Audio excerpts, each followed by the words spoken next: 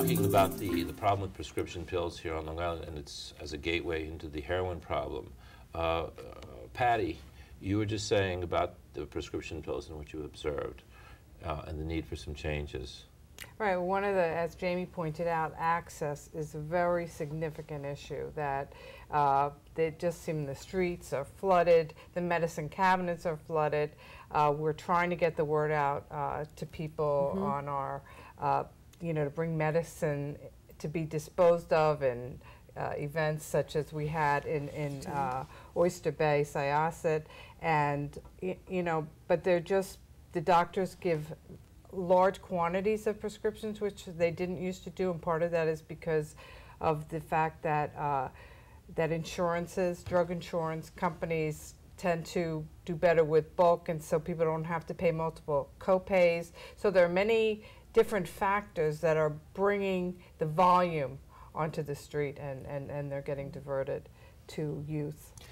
Jamie, what kind of prescription drugs are we talking about? We're seeing, you know, it's interesting because, you know, Patty mentioned the drug disposal program that we had that you were part of, and, you know, collecting over 1,500 pounds of prescription drugs. We're seeing just about everything. You know, we have kids who are experimenting with drugs that are clearly not intended for them. You know, drugs from high blood pressure to, you know, for anxiety, for depression, for neuroses, for all different kinds of things. And a lot of the times these kids have no idea what they're putting into their body. They're changing the substance. Sometimes instead of just swallowing a pill, they're crushing a pill, which for some pills, you know, for the OxyContin, that could be fatal.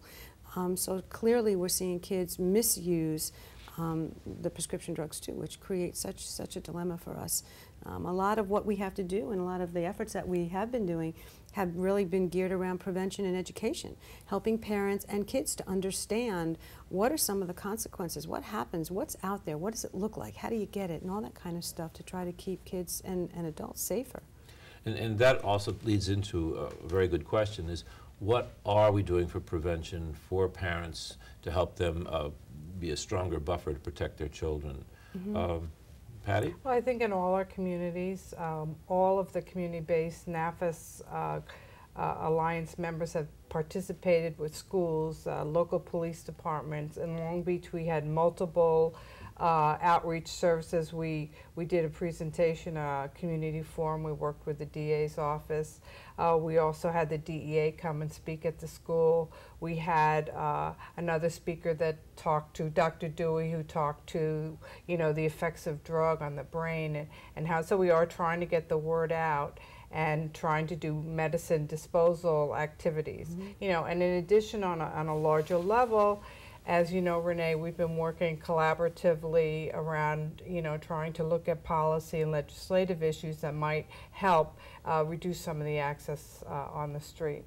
Absolutely. No, Jamie, being in Massapequa, you've done a number of community activities. Tell us a little about that. Well, you know, as Patty was saying, you know, one of the things that I think is a strength of the NAFAS organizations is that we all work very diligently to partner with other resources. So, you know, at YES, we've partnered and maintain our partnerships with school districts and civic and fraternal and religious organizations so that everyone is a part of this solution.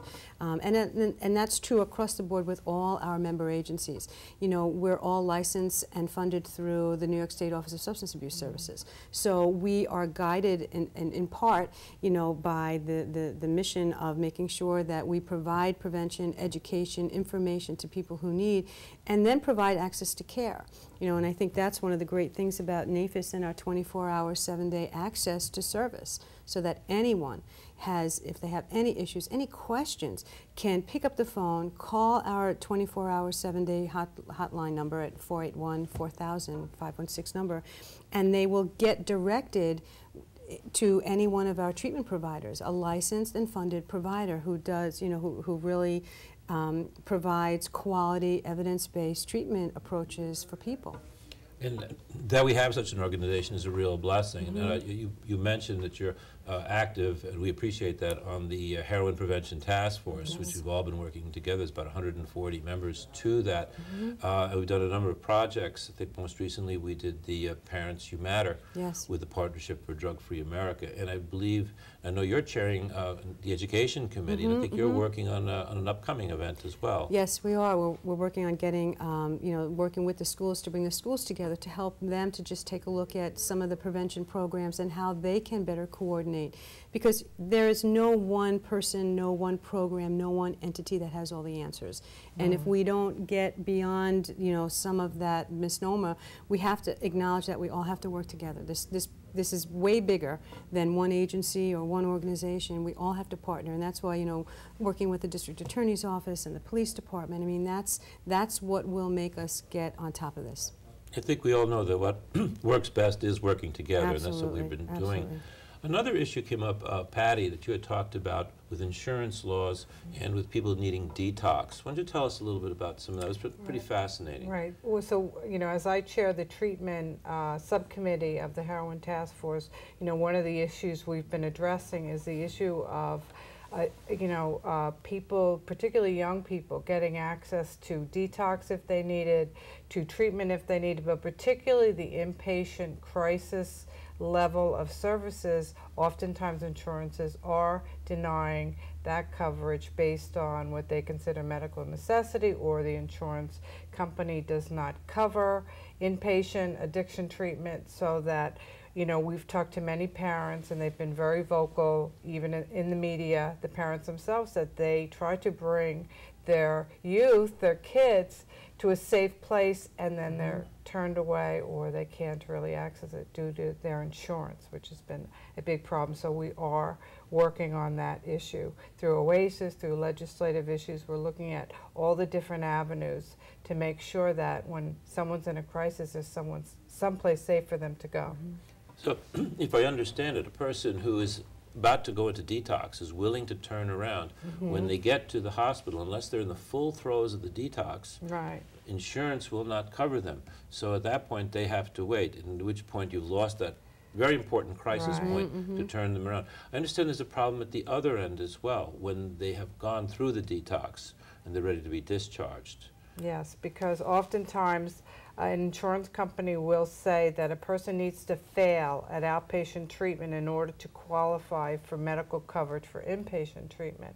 And some of the patients that we're working with are really not capable of making an appointment, outpatient, going, getting on a schedule. Their life is a complete disaster at this point. They might be homeless or near homeless. Their peers or have a very negative influence. They really need to be in a safe place, and we try to convince insurance companies that it's not safe for them. But the insurance companies have a very strict rule about the failing first in outpatient. We've just begun to scratch the surface, and Absolutely. there's so much more. But we'll have to bring it to a close at this point, and we'll look forward to getting together again soon.